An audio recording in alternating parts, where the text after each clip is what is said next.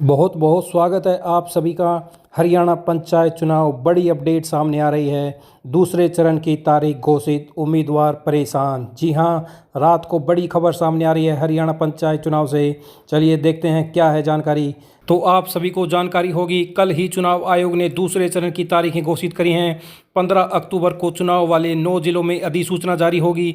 21 अक्टूबर को इन जिलों में नामांकन प्रक्रिया शुरू होगी। 28 अक्टूबर नामांकन का अंतिम दिन। 29 अक्टूबर को नामांकन की जांच होगी। 31 अक्टूबर को उम्मीदवार 3 बजे तक अपना नामांकन वापस ले सकते हैं। 31 अक्टूबर को उम्मीदवारों द्वारा नामांकन वापस लेने के बाद उम्मीदवारों को चुनाव चिन्ह आवंटित किए जाएंगे। 31 अक्टूबर को ही चुनाव लड़ने वाले उम्मीदवारों की अंतिम सूची जारी कर दी जाएगी। 9 नवंबर को जिला परिषद पंचायत समिति सदस्य का चुनाव। 12 नवंबर को सरपंच और पंच। मतदान का समय सुबह 7 बजे से शाम 6 बजे तक। यदि किसी जिला परिषद सदस्य और पंचायत समिति सदस्य के लिए दोबारा मतदान होता है तो वह 12 नवंबर को कराया जाएगा। यदि किसी सरपंच और पंच के लिए दोबारा मतदान होता है तो वह 14 नवंबर को होगा। अब उम्मीदवारों को नई मुसीबत सामने आ रही है, चलिए देखते हैं।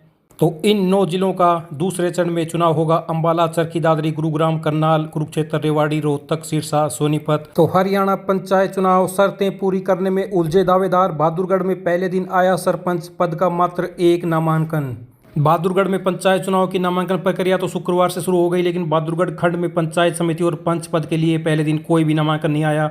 सरपंच पद के लिए केवल एक नामांकन छुडानी गांव में आया। पंचायत समिति के नामांकन तो बहादुरगढ़ से भरे जाएंगे, जबकि सरपंच और पंच के लिए गाँव से ही जमा होंगे।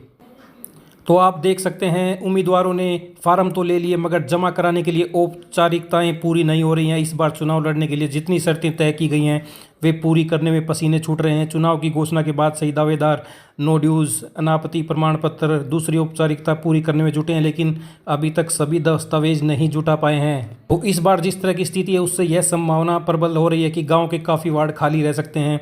पंचायत समिति और सरपंच पद के लिए तो मारामारी है, लेकिन शर्तों का बोझ देखकर पंच पद के दावेदार ज़्यादा आगे नहीं आ रहे हैं। शर्तों का ही परिणाम है कि पहले दिन खंड में पंचायत समिति और पंच के लिए कोई नामांकन नहीं आया। वहीं खंड विकास एवं पंचायत अधिकारी राजाराम ने बताया कि पहले दिन पंचायत समिति का कोई नामांकन नहीं आया। तो उम्मीदवारों को कड़ी मशक्कत करनी पड़ रही है शर्तें पूरी करने के लिए। तो ये होगी चुनाव खर्च की सीमा। पंच पद के लिए अधिकतम 50,000, सरपंच के लिए 2 लाख, पंचायत समिति सदस्य 3,60,000, जिला परिषद सदस्य 6 लाख रुपये चुनाव पे खर्च कर सकते हैं। तो इस अपडेट में इतना ही। धन्यवाद।